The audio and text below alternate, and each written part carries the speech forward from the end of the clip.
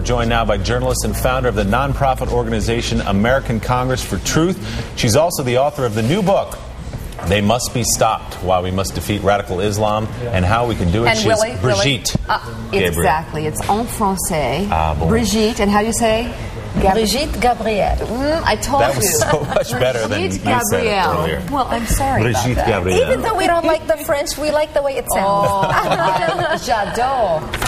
Okay, Brigitte, who must be stopped and why? What are we talking about here? We're talking about radical Islamists right now who have basically are reversing the moderation that we have seen in Islam over the last few hundred years.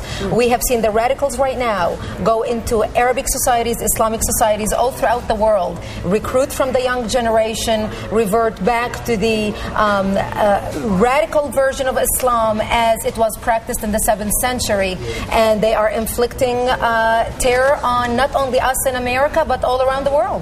And how? Do you look into how?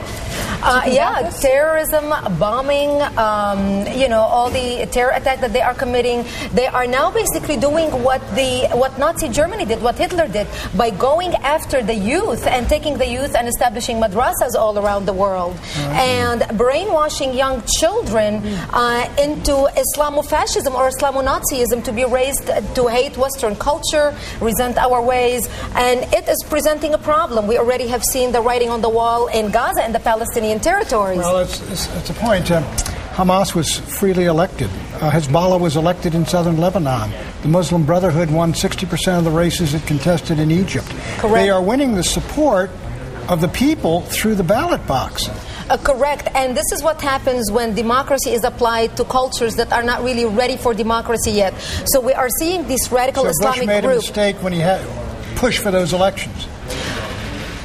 You have to prepare a society for democracy. You cannot give democracy to people who do not understand it, do not appreciate it, have not fought for it. You have got to prepare the society and teach them that freedom is precious, but you have to value it and fight for it. In other words, you don't hold elections there because they'll win them. Right now, the radicals are winning. Look at Hezbollah, a terrorist organization that's even training Al-Qaeda, that's even more sophisticated than Al-Qaeda, who has committed terrorist attacks. How does Bush do this? Bush has got his freedom agenda. He's calling for elections. Every time we hold an election, the radicals win.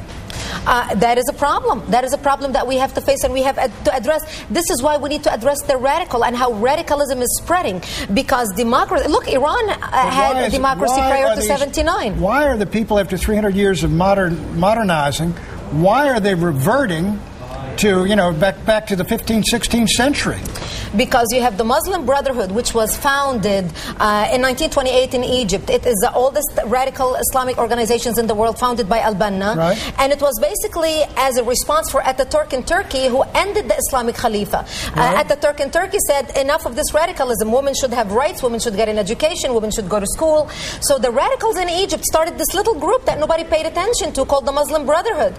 And they started recruiting from society. But Turkey's going back in the same direction. Exactly, because now the radicals have the money. The Saudis, because of the oil wealth, have been able to finance those radicals. We have seen since 79 the coming of Ayatollah Khomeini in Iran, the coming to power, and then we have seen as Iran tilted into the radical direction, we started seeing also the Saudis coming into the wealth, the oil wealth, and distributing that to institute that radical education of the authentic, pure Islam of the 7th century. And with their money, they were able to open madrasas around the world. They have madrasas in 21 capitals, world capitals, in the United States. We have 225 registered Islamic madrasas in America. So this is a problem worldwide. But what can, forget the United States for a moment, change is going to have to come internally. How can the Muslim faith reverse this trend that's gone really in reverse over the last couple of hundred years? What do they do internally to change that? The moderates need to stand up and be counted. They need to come together, form organizations, speak out publicly. Right now, the moderates are sitting silently on the side and they are being complicit by their silence. They need to develop the courage to stand up and realize that this is not only affecting Western civilization, it is going to affect them as well. Look what happened with the Taliban in Afghanistan.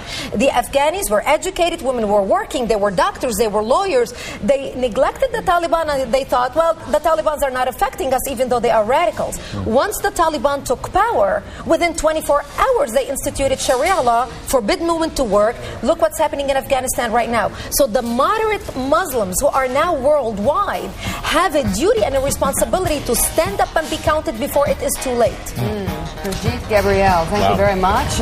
Again, the book is called They Must Be Stopped. Thank you very much for coming in and talking to us. Thank you. Pleasure being with you this morning.